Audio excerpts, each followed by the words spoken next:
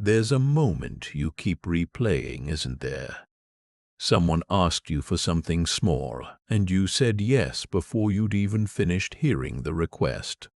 Not because you wanted to, because some faster, older part of you had already decided that saying no wasn't really an option worth considering. And later, alone, doing the thing you agreed to do, a specific thought crept in, quiet but unmistakable. Why do I always do this? You already know you're nice. Too nice, if you're honest, in the specific way that isn't really about kindness anymore. It's about fear wearing kindness as a costume. Fear of the awkward pause, fear of someone's face falling, fear of being thought of as difficult, selfish, cold, the kind of person other people quietly complain about. So you smile, you agree, you smooth things over, and you tell yourself this is just who you are. Here's the uncomfortable possibility worth sitting with for a second. What if it isn't who you are? What if it's a strategy you built a long time ago, one that used to work, one that kept you safe in rooms where being needed was safer than being real? And what if that strategy has quietly outlived its purpose while still running exactly as programmed, costing you something every single day it operates? That's what we're actually talking about today. Not becoming rude, not becoming someone who stops caring, something much more precise and honestly much harder. The difference between kindness that earns respect and kindness that quietly erodes it, and the specific, learnable reasons the second kind keeps happening to you, no matter how many times you promise yourself it won't happen again. Picture a specific version of this, because the abstract idea rarely lands the way the lived moment does. A coworker stops by your desk on a Friday afternoon, asks if you can take a quick look at something, and the quick look somehow turns into an hour, then two.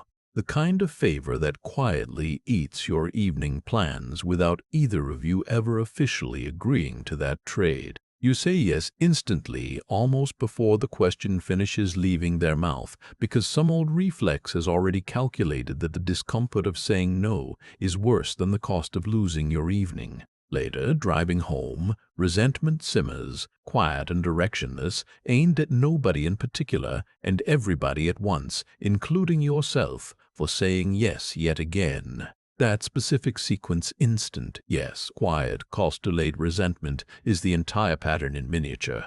And it repeats so often across so many different contexts that most people stop even noticing it's happening until the resentment has nowhere left to go. Let's start with a question most people never actually ask themselves because the answer feels too obvious to interrogate. What do you think being nice actually buys you? If you're like most people who struggle with this pattern, some part of you believes being nice buys safety. It buys being liked. It buys avoiding conflict, avoiding rejection, avoiding the specific discomfort of watching someone's expression shift when you tell them something they don't want to hear. And on the surface, for a while, it seems to work. People do seem to like you. Rooms do seem calmer when you're in them. Conflict does seem to evaporate the moment you offer to just handle it yourself. But here's what almost nobody tells you, and it's the entire foundation of everything we're going to cover. Liking and respecting are not the same currency, and you cannot purchase one with the other indefinitely. You can be liked for years while being respected less and less, and the strange, cruel part is that you often won't notice the gap widening until it's already enormous, because the niceness kept generating warmth right up until the moment it stopped generating anything at all except expectation. Think about the specific people in your life who never seem to struggle with this. Not the loud ones, not the difficult ones, but the ones who somehow manage to be warm and still command a kind of quiet deference in every room they enter. Watch closely, and you'll notice something almost nobody points out directly. Those people say no, regularly, without much apparent anguish. And the fascinating part is that saying no doesn't cost them the warmth you'd expect it to cost. If anything, it seems to be the exact thing generating the respect underneath the warmth. This isn't a coincidence, and it isn't some rare personality trait you either have or don't. It's a mechanism. And once you understand the mechanism, the whole pattern of being endlessly, exhaustingly nice starts to look less like your personality and more like a fixable habit built on an old, understandable, but ultimately incorrect assumption. Here's the assumption. Somewhere along the way, probably a long time ago, you learned that your value to other people was tied to how easy you were to be around, not your ideas, not your boundaries, not the specific, distinct shape of who you actually are underneath the accommodation. Your ease, your low maintenance, your willingness to bend before anyone even had to ask you to. Children learn this constantly, and they learn it fast, because children are exquisitely good at reading which behaviors produce warmth and which ones produce distance. If asking for something got you an eye roll, a sigh, an exhausted tone that told you you'd become a burden, you noticed.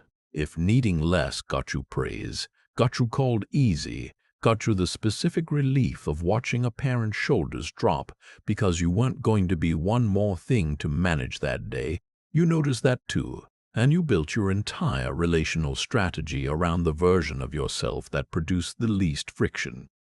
Because friction, at that age, in that environment, might have genuinely been dangerous to your sense of belonging. The problem isn't that this strategy was foolish. It wasn't. It was often the smartest available option in the actual environment you were in.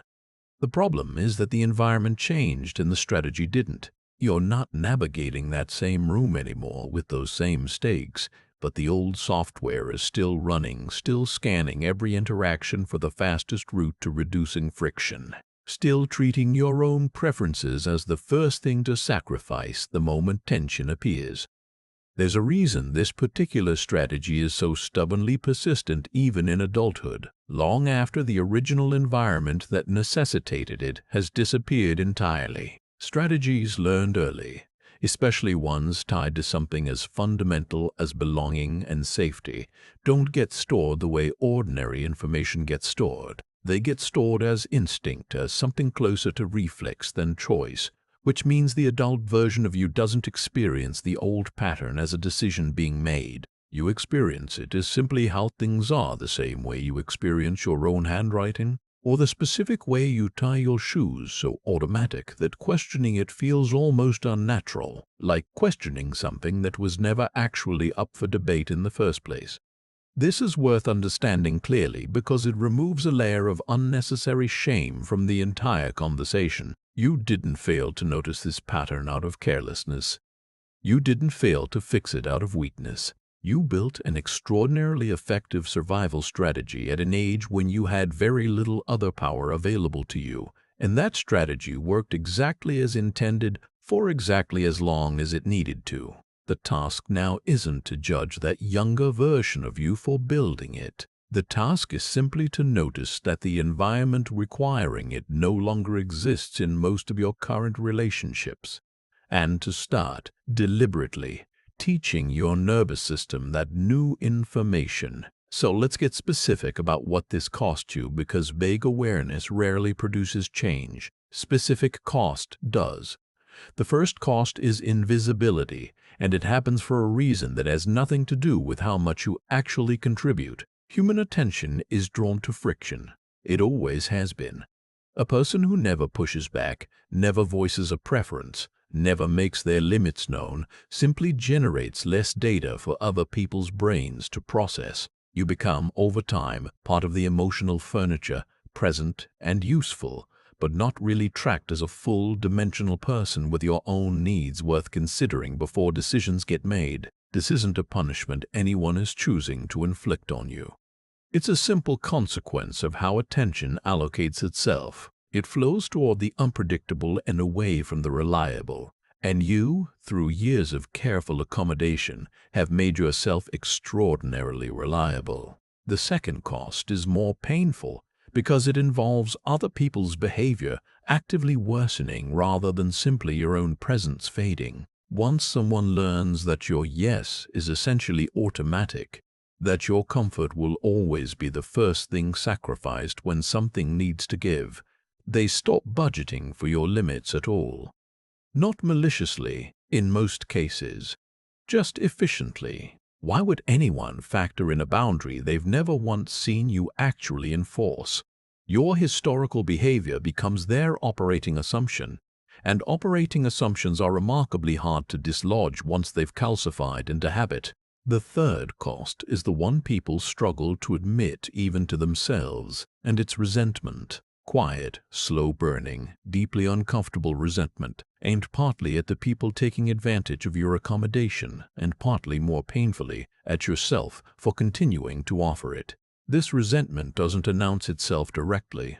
It shows up sideways, in a slightly flat tone you didn't intend, in a joke that lands a little too sharp, in an exhaustion that seems disproportionate to the actual task in front of you. And here's the part that makes it so corrosive. Because you spend years building an identity around being easygoing, feeling resentment at all seems like proof that something is wrong with you, rather than proof that something has been wrong with the arrangement the whole time. This pattern shows up with particular intensity in romantic relationships, where the stakes feel higher and the fear of rocking the boat runs deeper. Consider how often the accommodating partner in a relationship becomes the one who always picks the restaurant nobody actually wanted, always adjusts their schedule around the other person's always, absorbs the emotional labor of remembering anniversaries, smoothing over arguments, managing both people's feelings simultaneously while their own quietly go untended.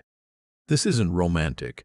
It only looks romantic from the outside, mistaken for selflessness, when really it's often fear dressed up convincingly as devotion. And the partner receiving all this accommodation rarely experiences it as generosity being lavished upon them. They experience it, over time, the same way anyone experiences an unlimited resource. As background, as given, as simply how things are, rather than as a continuous costly choice being made on their behalf every single day. The specific danger here is that romantic partners, unlike co-workers or acquaintances, often genuinely love the accommodating person, which makes it even harder to untangle what's happening. Love and imbalance can coexist for years, because love provides the motivation to stay, while imbalance quietly erodes the foundation underneath it. The accommodating partner keeps waiting for their generosity to be noticed and finally reciprocated in kind, not realizing that the very consistency of their giving is what's preventing it from ever being perceived as a gift in the first place. Now here's a twist worth sitting with, because it reframes almost everything we've covered so far. The people around you are not actually choosing between a version of you that sets limits and a version of you that doesn't, in the way you probably imagine. They're choosing, mostly unconsciously, between respecting the version of you they've actually seen and respecting a version of you they've never been given any evidence for. You can't be disrespected for hiding a limit you never revealed. You can only be disrespected for a limit you've made visible and then failed to hold. Which means, strangely, that the discomfort of finally setting a boundary isn't the beginning of losing respect. It's the beginning of becoming eligible for it in the first place. This matters because it explains something confusing that trips a lot of people up the first time they try to change this pattern. The first time you say no to something you'd normally absorb, it often doesn't feel like empowerment. It feels like danger. Your chest tightens. Your instinct screams to soften it, explain it, apologize for even having a limit at all. This isn't a sign you're doing something wrong. It's your nervous system, trained over years to treat friction as threat, firing exactly the way it was built to fire. The discomfort isn't feedback that the boundary was a mistake. It's simply what change feels like in the body before the body has learned the new behavior is actually safe. Let's talk about what actually produces respect, because it's rarely what people expect, and understanding it precisely will save you years of trial and error. Respect isn't produced by being agreeable. It's produced by being predictable in a very specific way. The way where your yes and your no both carry real weight because both are genuinely possible outcomes.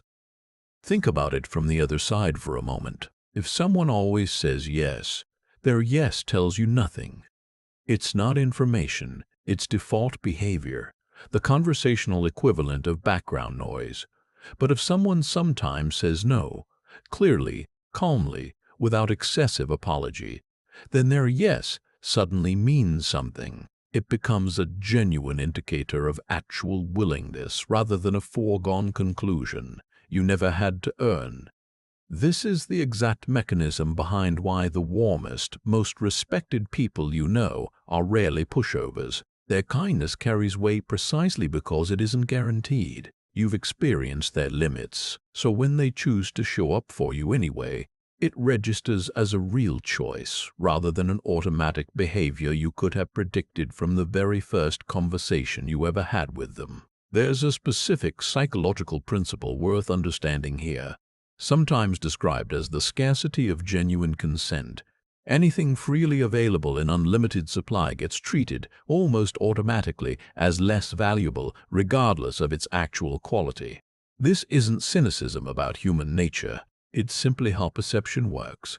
The same mechanism behind why abundant things get taken for granted in nearly every domain of life, not just relationships.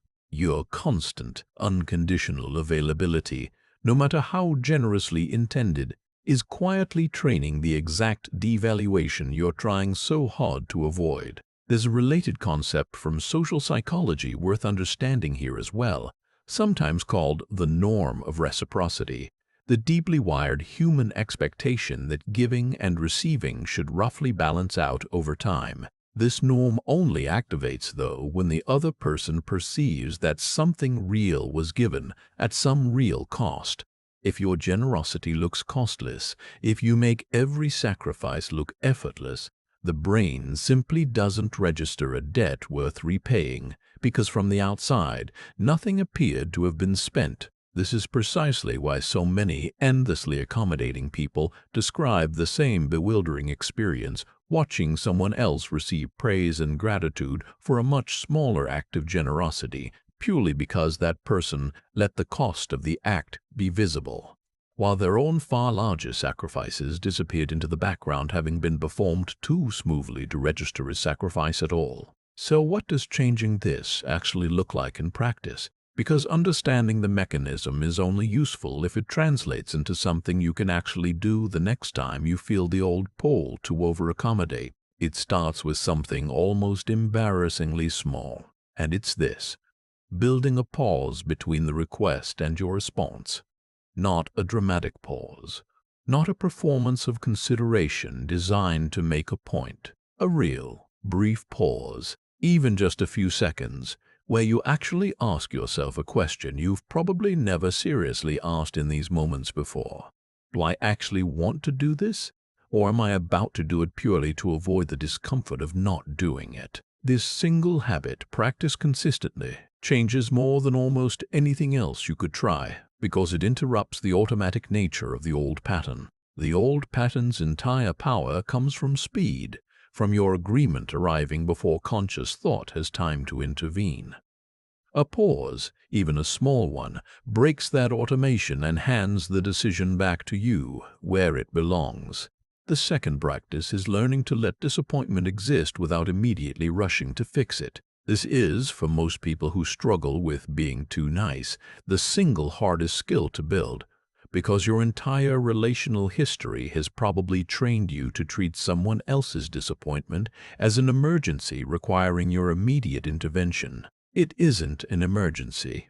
It's a normal, survivable human emotion, one other people are fully capable of experiencing and moving through without your help managing it away. Every time you resist the urge to soften a limit, the moment someone reacts unhappily to it, you are quietly proving to your own nervous system that this specific danger it's been guarding against for years was never actually as dangerous as it believed. The third practice involves language, specifically the language you use when you do decline something, because the words matter more than most people realize. There's a version of saying no that sounds like an apology wrapped around a refusal, heavy with justification, laced with reassurance, almost begging for permission to have a limit at all. And there's a version that's simply clear. I can't take that on right now. That doesn't work for me. I'm not available this weekend. Notice how none of these require an elaborate excuse. The excuse, ironically, is often what invites negotiation, because an excuse implies the limit is conditional, open to debate if only the right counter-argument comes along. A limit stated plainly, without an attached justification, is far harder to argue with, not because it's delivered coldly, but because there's simply nothing offered to argue against. There's a physical dimension to this worth understanding as well, because respect is communicated through far more than word choice alone. Years of over-accommodation tend to leave a physical signature, a slight upward inflection at the end of sentences that turns statements into questions, a habit of softening eye contact the moment tension appears, a posture that shrinks slightly whenever conflict enters a room. None of these habits are conscious choices. They're the physical residue of years spent making yourself smaller to keep the peace, and they communicate uncertainty even when the actual words being spoken are perfectly reasonable. This is why the exact same sentence, delivered with steady eye contact and a level tone, lands so differently than it does when delivered with a nervous smile and a slightly apologetic upward lilt. People respond to the whole signal, not just the words, and a body still broadcasting old anxiety undercuts even the clearest verbal boundary. Rebuilding this isn't about performing false confidence you don't feel. It's about noticing, deliberately, the specific physical habits that have quietly been undermining your words for years, and practicing, in low-stakes moments first, letting a sentence end on a flat, declarative note instead of a rising, uncertain one, letting a silence sit for a beat after you've said something, instead of immediately filling it with reassurance, letting your face simply reflect what you actually feel in a moment, rather than preemptively softening it into something more palatable for whoever's watching. These changes feel small and almost silly to practice deliberately, and yet they compound quickly, because so much of how respect gets communicated has nothing to do with content and everything to do with the confidence embedded in delivery. Here's something worth understanding clearly, because it will save you from misreading other people's reactions during this entire process. When you first start setting limits after years of not setting any, some people around you will adjust smoothly, almost immediately, and some people will not. The ones who adjust quickly were likely capable of respecting you all along. They simply never had reason to update their model of you, because you never gave them new information to work with. The ones who resist, who push back harder, who seem almost offended that you dare have a limit now after years of not having one, are showing you something important, not about your worthiness to have limits, but about the actual shape of that particular relationship.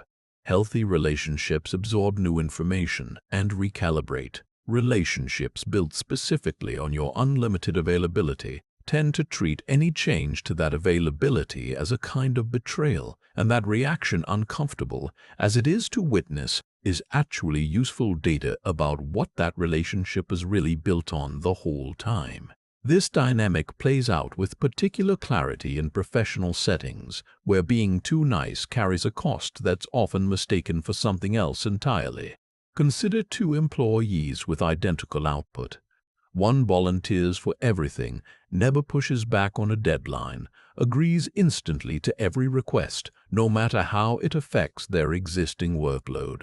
The other is equally capable, but occasionally says a specific project will need to wait occasionally, names when a deadline feels unrealistic, given everything else on their plate, occasionally lets a request sit for a beat before responding rather than agreeing instantly. In most workplaces, over time, the second employee tends to be perceived as more capable, not less, even though the actual quality of their work is identical to the first. This isn't unfair or arbitrary. It's a direct consequence of the same mechanism we've been discussing throughout. Limits signal that a person has a clear internal sense of their own priorities, and a clear internal sense of priorities reads, to almost everyone observing it, as competence. The person who says yes to everything reads, however unfairly, as someone without the judgment to know what actually matters, purely because they've never demonstrated the judgment required to decline anything. This also explains a specific frustration many endlessly accommodating professionals experience without quite understanding why. They work harder than almost anyone around them, take on more, complain less, and yet promotions and serious opportunities keep flowing toward colleagues who seem, on paper, less consistently reliable. The uncomfortable truth is that reliability without visible limits doesn't read as leadership potential.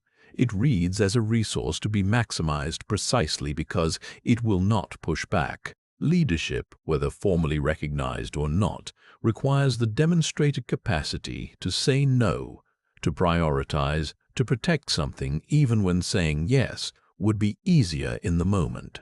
Without that capacity ever being shown, no amount of quiet competence tends to translate into the recognition it should. There's a particular fear worth naming directly, because it's usually running quietly underneath all of this, even when people don't say it out loud.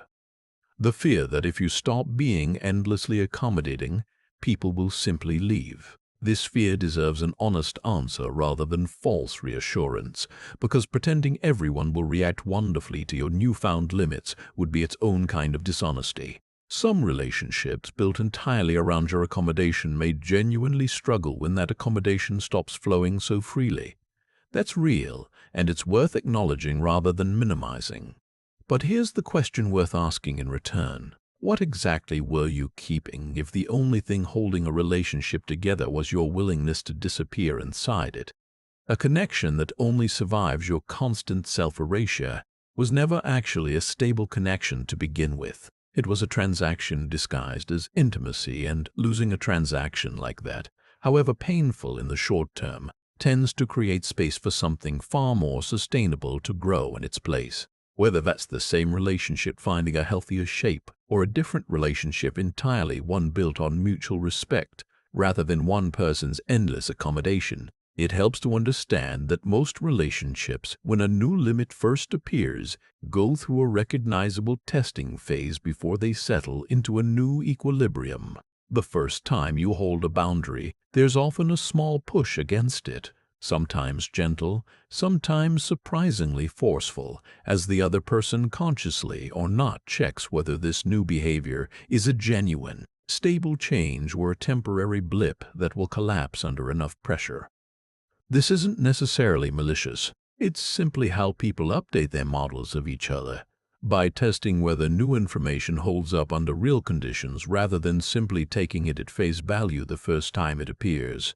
If the boundary holds through that initial testing, most relationships settle into respecting it fairly quickly. If it collapses the first time it's pushed, the old pattern reasserts itself almost instantly, often more entrenched than before, because now there's fresh evidence that the boundary was negotiable after all. This is precisely why the first few instances of holding a limit matters so disproportionately. They're not just individual moments. They're establishing in real time whether this new version of you is a genuine shift or a temporary performance, and the people around you, whether consciously or not, are watching closely to find out which one it is. Let's talk about a specific trap that catches people exactly when they think they've made real progress, because this is where a lot of people quietly slide backward without realizing it's happening. It's the trap of the single dramatic conversation. You finally say the honest thing. You finally hold the boundary in one big, difficult moment, and it feels enormous, like you've crossed some threshold you'll never have to cross again. And then, weeks later, you notice the old pattern creeping back in. The automatic yes, the swallowed preference, the smoothing over of something that actually bothered you. This isn't failure. It's simply how habits work. One conversation, however brave, doesn't overwrite years of ingrained pattern. Respect isn't built in a single dramatic scene. It's built the way trust is built in general, through dozens, eventually hundreds of small, consistent moments where your stated limits and your actual behavior match up. The first time is the hardest, genuinely, but it's not the moment that changes everything. The 10th time, the 50th time, the moment where holding a limit finally stops requiring conscious effort and simply becomes how you move through the world, that's when the shift actually completes itself. There's an important distinction worth making here, because this entire conversation risks being misunderstood if it isn't addressed directly. None of this is an argument for becoming cold, withholding, or performatively difficult in order to seem more respectable. That approach doesn't produce genuine respect either. It produces a different, equally hollow dynamic where people accommodate you out of caution rather than genuine regard. The goal was never to swing from one extreme to the other. The goal is warmth with structure, generosity with edges, kindness that is freely given precisely because it's also freely withheld when it needs to be. That combination, warmth plus real limits, is rare enough that when people encounter it, they tend to respond to it in a very particular way. Not with retreat, but with a kind of relief, because most people, whether they realize it consciously or not, actually want to know where they stand with someone rather than navigating an endless, ambiguous fog of unconditional agreement. Here's something that might reframe how you think about every future interaction where you feel the old pull to over-accommodate. Ask yourself, in that specific moment, not whether saying no will disappoint someone, because it very well might. Ask yourself whether the version of you who says yes here, out of habit rather than genuine desire, is a version you actually respect. Because here's the quiet secret buried underneath this entire pattern. Long before anyone else stops respecting you for being endlessly nice, you usually stop respecting yourself for it first. That's often the real ache underneath the exhaustion. Not that other people take advantage, though they sometimes do, but that some part of you already knows you've been trading your own preferences for a peace that was never actually peaceful, just quiet. Rebuilding that self-respect doesn't require a personality transplant. It requires noticing in small moments the exact instant you're about to sacrifice something real in yourself to avoid a discomfort that in almost every case turns out to be far smaller and far more survivable than your nervous system has been insisting it would be. It requires letting your face show what you actually feel sometimes, instead of managing every room's emotional temperature single-handedly. It requires understanding that being easy to be around and being respected are not the same achievement, and that chasing the first at the expense of the second is a trade that quietly costs you more than it ever gives back. It's worth being honest about the fact that this rebuilding process rarely feels satisfying in the moment it's happening. There's no dramatic music, no clean sense of triumph the first time you hold a limit that used to make you crumble. Mostly it feels awkward. Mostly it feels like you've said something slightly too blunt, sat in a silence that felt one beat too long, watched someone's face do something you couldn't quite read, and spent the next hour privately convinced you'd ruined something. This awkwardness isn't a sign you're doing it wrong. It's simply the texture of unfamiliar territory, the same discomfort anyone feels the first several times they try any new skill, whether that's a new language, a new sport, or a new way of existing in relationships that used to run entirely on your accommodation.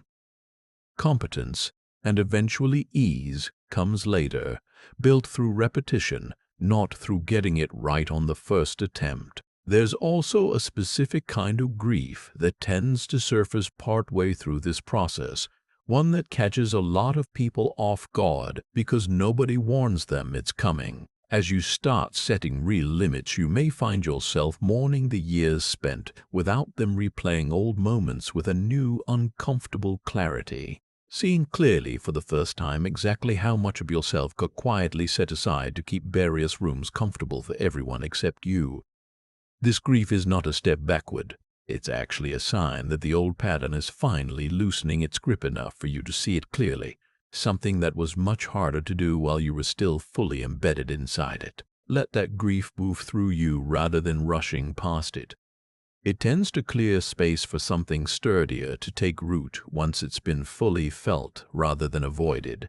There's one more piece of this worth naming before we close, because it explains why this shift, once it actually happens, tends to feel less like loss and more like return. Underneath every version of you that learned to be endlessly accommodating, there was always a more specific, more textured, more opinionated person waiting. Someone with actual preferences about where to eat, actual reactions to things that bothered them, actual desires that weren't automatically subordinated to whoever else was in the room.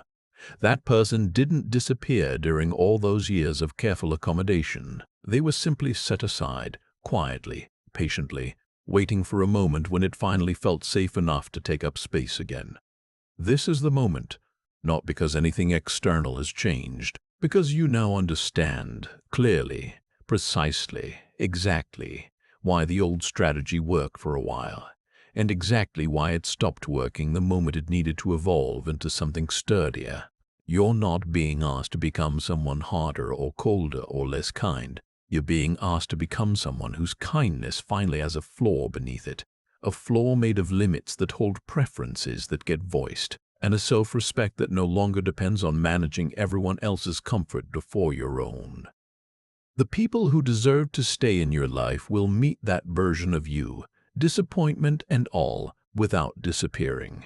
And the ones who only ever wanted the version of you that vanished the moment it became inconvenient were never actually holding you in the first place.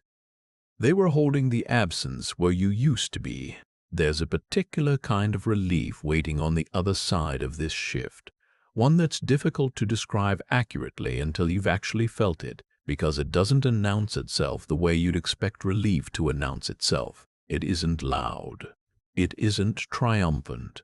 It's quieter than that, closer to the specific feeling of setting down something heavy you'd carried for so long you'd stopped noticing the weight of it. The exhaustion of managing everyone else's comfort before your own, of scanning every room for friction to smooth over, of treating your own preferences as the first thing available for sacrifice.